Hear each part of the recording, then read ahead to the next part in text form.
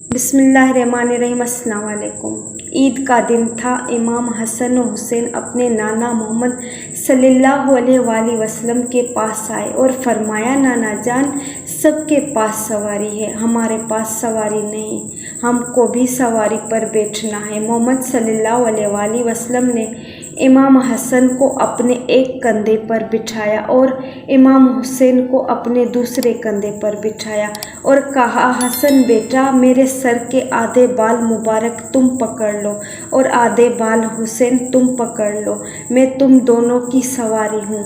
मोहम्मद सल्लल्लाहु अलैहि वसल्लम अपने शहजादों को कंधों पर बिठाकर घर से बाहर आ गए। जब बाहर ये मंजर हज़रत उमर ने देखा तो कहा, ए हसन और हुसैन, तुम्हारी सवारी कितनी खूबसूरत है। उसके जवाब में मोहम्मद सल्लल्लाहु अलैहि वसल्लम ने फरमाया, ए उमर, सवार भी तो देखो कितना खूबसूरत सवार है।